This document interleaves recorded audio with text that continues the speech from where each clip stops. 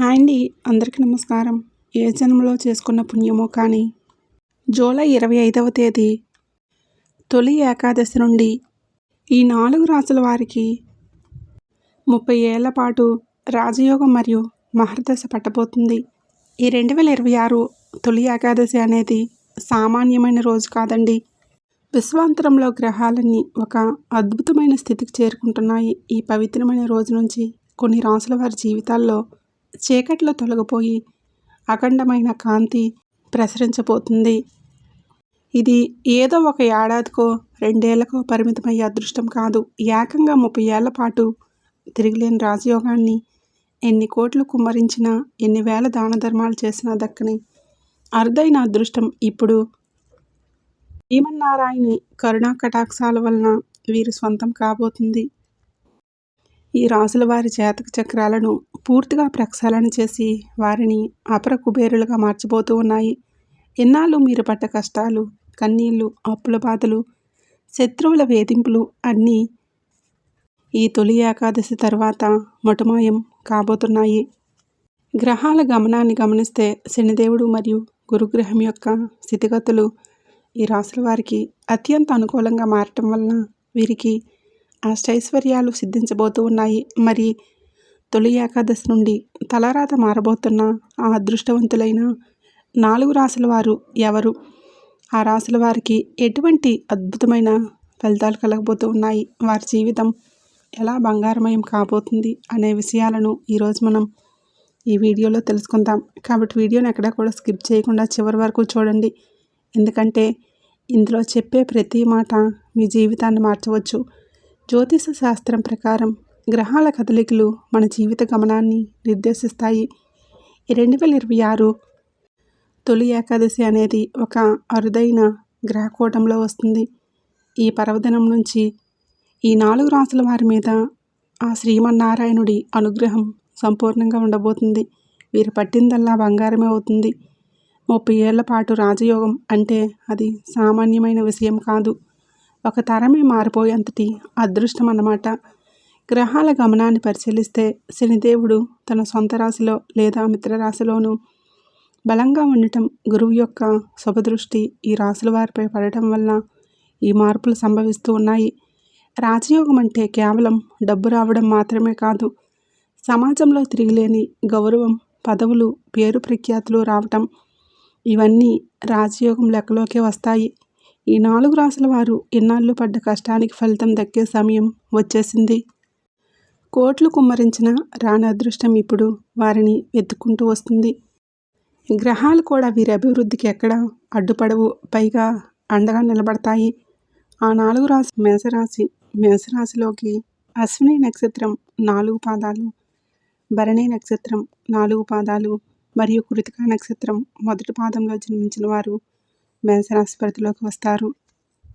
మేషరాశి వారికి ఈ 2026వ సంవత్సరం తొలి ఏకాదశి అనేది ఒక అద్భుతమైన మలుపు కాబోతుంది. అసలు మీరు ఏ జన్మలోనో ఎంత పుణ్యం చేసుకుంటే తప్ప ఇలాంటి అరుదైన అవకాశం, ఇలాంటి అఖండమైన రాజయోగం సిద్ధించదు.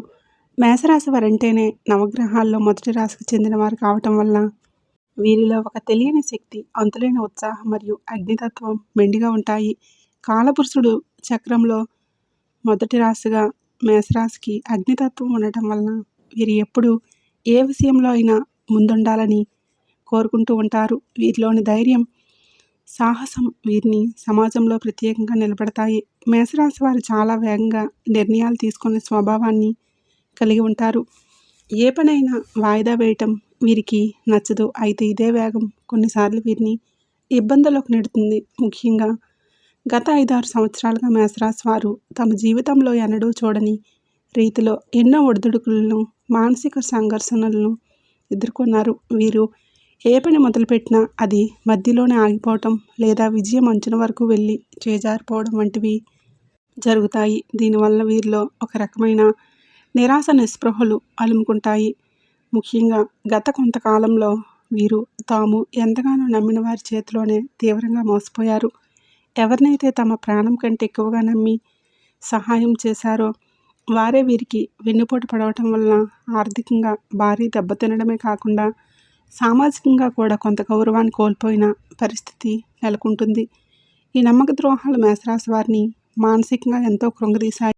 ఆ శ్రీమన్నారాయణుడి అనుగ్రహంతో జూలై 25వ తేదీ నుంచి మీ జీవితంలో ఒక నూతన శకం మొదలవుతుంది. ఇన్నాళ్ళు మిమ్మల్ని తక్కువగా చూసిన వారు, మీ శక్తిని తక్కువ అంచనా వేసిన వారు, మిమ్మల్ని మోసం చేసిన వారు మీ అభివృద్ధిని చూసి నివ్వెరపోయేలా ఆ శ్రీమన్నారాయణుడు మీ జాతకాన్ని మార్చేస్తూ ఉన్నాడు. ఇది కేవలం 1 ఏడాదికో 2 ఏళ్లకు పరిమితమయ్యే అదృష్టం కాదు. ఏకంగా 30 ఏళ్ల పాటు తిరిగిలేని రాజయోగాన్ని ఆ శ్రీమన్నారాయణుడు ప్రసాదించబోతూ ఉన్నాడు.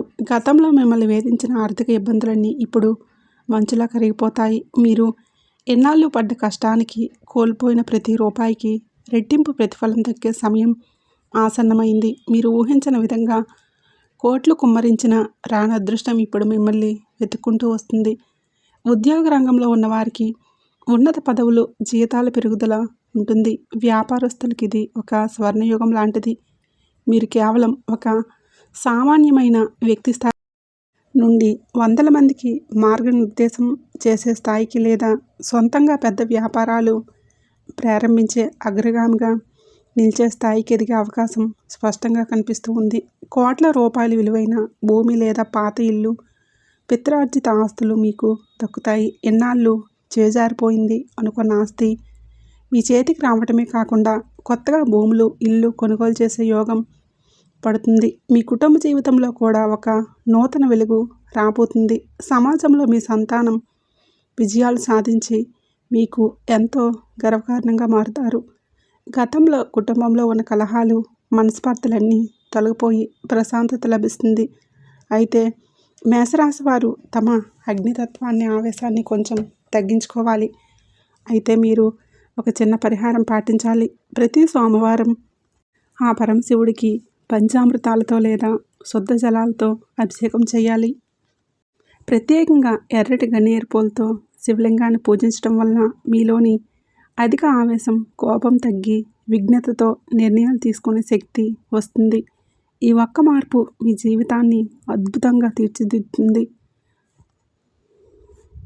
మీకు ఆ శ్రీమన్నారాయణుడి దయతో మీ 30 ఏళ్ల ప్రయాణం ఒక మహారాజులా సాగాలని మనస్ఫూర్తిగా కోరుకుంటున్నాను. ఇక 2వ రాశి మిథున రాశి.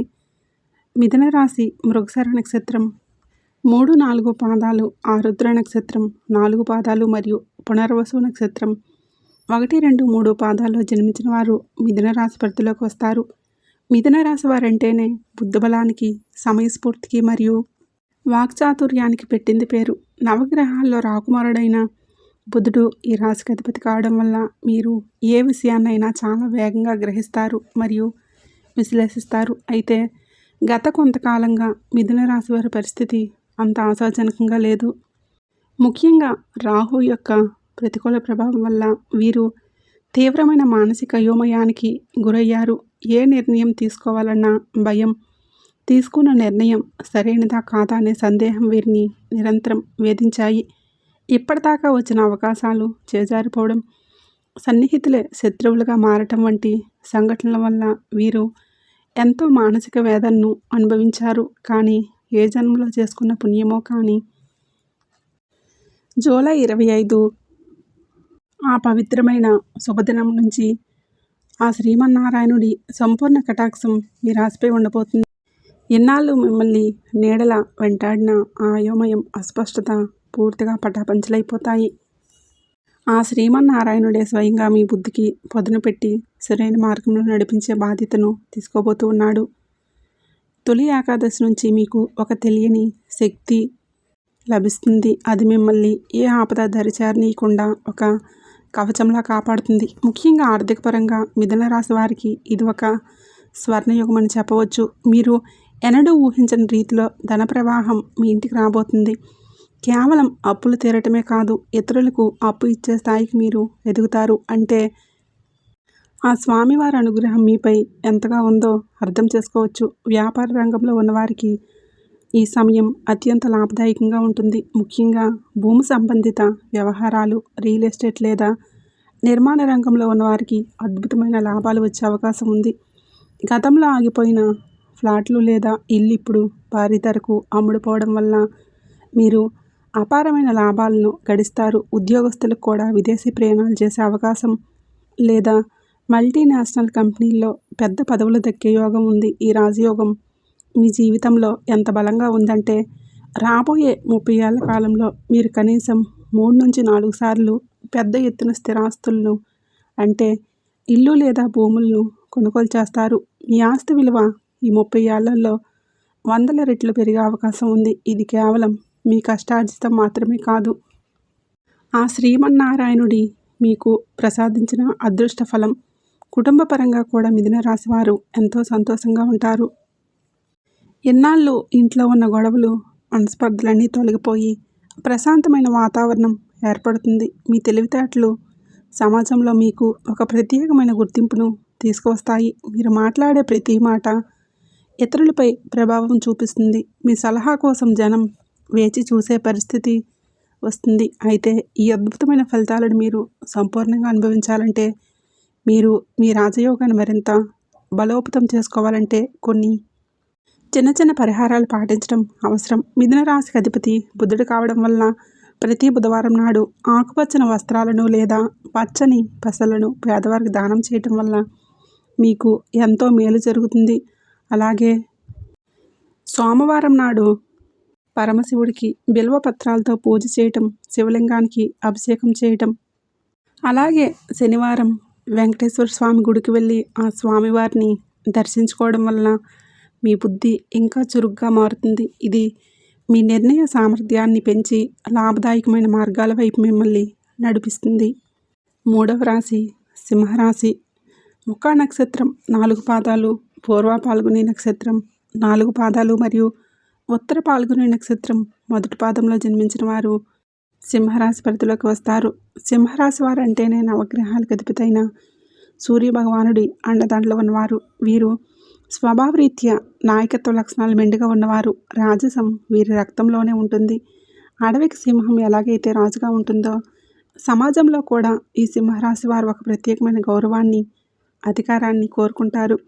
అయితే గత కొంతకాలంగా పరిస్థితులు వీరికి ఏమాత్రం అనుకూలించలేదు.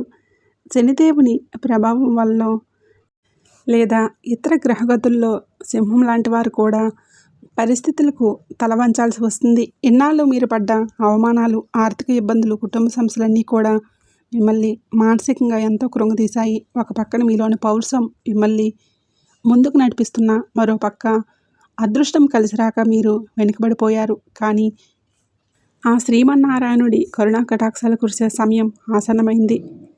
జూలై 25 ఆ రోజు నుంచి తొలి ఏకాదశి నుంచి సింహరాశి వారికి ఏకంగా 30 ఏళ్ల పాటు తిరుగులేని రాజయోగం పట్టబోతుంది. ఇది ఎన్ని కోట్లు కుమ్మరించినా రాని అదృష్టం.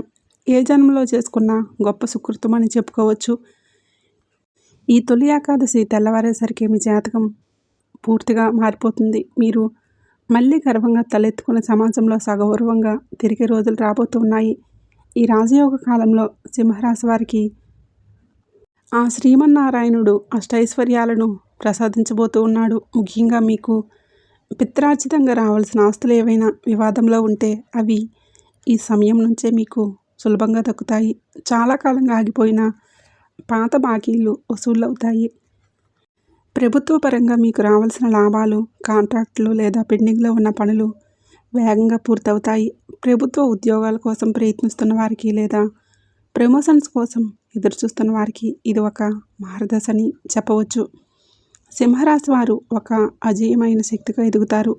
మీరు వ్యాపార రంగంలో ఉంటే ఇకపై మీకు ఎదురు అనేది ఉండదు.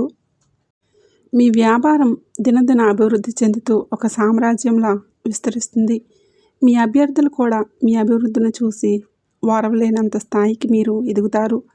కేవలం ఆర్థికంగానే కాకుండా సామాజికంగా కూడా మీకు విపరీతమైన కీర్తి ప్రతిష్టలు లభిస్తాయి. ముఖ్యంగా కళారంగంలో ఉన్నవారికి, మీడియా రంగంలో ఉన్నవారికి లేదా సామాజిక సేవలో ఉన్నవారికి ఈ 30 ఏళ్ల కాలం ఒక స్వర్ణయుగం లాంటిది.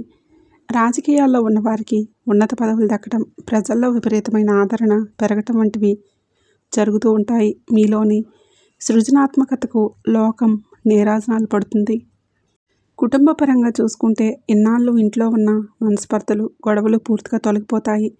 మీ ఇంట్లో శుభకార్యాలు జరిగే సూచనలు బలంగా ఉన్నాయి.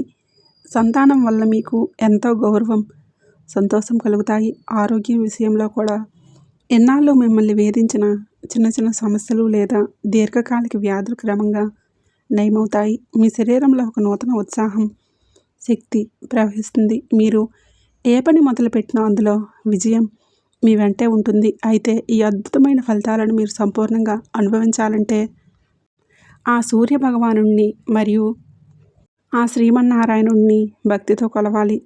మీ రాశికి అధిపతి సూర్యుడు కాబట్టి ప్రతిరోజు ఉదయాన్నే సూర్యోదయం సమయంలో ఆదిత్య హృదయం పఠించడం వలన మీ తేజస్సు మరింత పెరుగుతుంది. అలాగే ఏకాదశి పర్వదినం రోజున మీకు దగ్గరలో ఉండే విష్ణు ఆలయానికి వెళ్ళి విష్ణువును దర్శించుకొని మీ జీవితంలోని కష్టాలన్నీ తొలగిపోవాలని, మీ జీవితం ప్రకాశవంతంగా మారాలని మనస్ఫూర్తిగా వేడుకోండి. ఈ చిన్న చిన్న పరిహారాలు మీ రాజయోగాన్ని మరింత బలోపేతం చేస్తాయి. 4వ రాశి తులారాశి. చిత్తా నక్షత్రం 3, 4 పాదాలు, స్వాతి నక్షత్రం 4 పాదాలు మరియు విశాఖ నక్షత్రం 1, 2, 3 పాదాల్లో జన్మించిన వారు తులారాశి పరిధిలోకి వస్తారు. తులారాశి వారు అంటేనే సమతుల్యతకు, న్యాయానికి మరియు సౌందర్యానికి ప్రతీకలు. నవగ్రహాల్లో శుక్రుడి రాశికి అధిపతి కావడం వల్ల సహజంగానే విలాసవంతమైన జీవితాన్ని, కళను మరియు సుఖ సంతోషాలను ఇష్టపడతారు. అయితే గత కొన్నేళ్లుగా తులారాశి వారు ఎదుర్కొన్న కష్టాలన్నీ ఇన్ని కావు. ముఖ్యంగా మానసిక ప్రశాంతత కరువై ఆర్థికంగా ఎన్నో ఒడిదుడుకులు ఎదుర్కొన్నారు. మీరు ఎవరికైతే మంచి చేయాలని చూశారో వారి నుండి అవమానాలు మరియు నిందలు పడాల్సి వచ్చింది. ఆర్థిక పరంగా కూడా మీరు పెట్టిన పెట్టుబడులు నష్టపోవటం లేదా రావాల్సిన డబ్బు సకాలంలో అందకపోవటం వల్ల ఎంతో మానసిక వేదనను అనుభవించారు. కానీ ఆ శ్రీమన్నారాయణుడి కరుణా కటాక్షాలు కురిసే సమయం ఆసన్నమైంది. జూలై 25వ తేదీన వచ్చే తొలి ఏకాదశి నుంచి తులారాశి వారికి ఒక అద్భుతమైన మహర్దశ యోగం మొదలవుతుంది. ఇది సామాన్యమైన అదృష్టం కాదు. రాబోయే 30 ఏళ్ల పాటు మీ జీవితంలో తిరిగిలేని రాజయోగం పట్టబోతుంది. కోట్ల రూపాయలు కుమ్మరించిన రాని అరుదైన యోగం ఇప్పుడు ఆ శ్రీమన్నారాయణుడు, లక్ష్మీమాత అనుగ్రహం వల్ల మీ సొంతమవుతుంది. ఈ తొలి ఏకాదశి నుంచి తులారాశి వారికి ఆకస్మిక ధనలాభం కలిగే అవకాశాలు మెండుగా ఉన్నాయి. మీరు ఊహించిన మార్గాల ద్వారా డబ్బు వచ్చి చేరుతుంది. ముఖ్యంగా షేర్ మార్కెట్, ఇన్వెస్ట్మెంట్లు లేదా లాటరీ వంటి రంగాల్లో ఉన్నవారికి భారీ లాభాలు దక్కుతాయి. పాతకాలం నుండి ఆస్తులు లేదా వివాదాల్లో ఉన్న భూములు మీకు అనుకూలంగా మారి మీరు అపర కుబేరులుగా మారే అవకాశం ఉంది. కోట్ల ఆస్తికి మీరు వారసులయ్యే సూచనలు బలంగా కనిపిస్తూ ఉన్నాయి.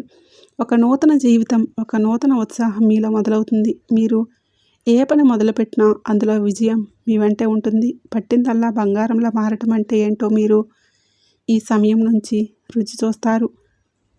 ఆ శ్రీమన్నారాయణుడు, లక్ష్మీమాత మిమ్మల్ని కంటికి రెప్పలా కాపాడుతూ మీ ప్రతి అడుగులోనూ విజయాన్ని ప్రసాదిస్తారు. సమాజంలో మీకు ఒక ప్రత్యేకమైన గౌరవం, మర్యాదలు లభిస్తాయి. పెద్దల నుంచి, రాజకీయ నాయకుల నుంచి లేదా సమాజంలో పేరున్న వ్యక్తుల నుంచి మీకు పూర్తి మద్దతు లభిస్తుంది. దీనివలన మీ పనులన్నీ ఎక్కడ ఆగకుండా సాఫీగా సాగిపోతాయి.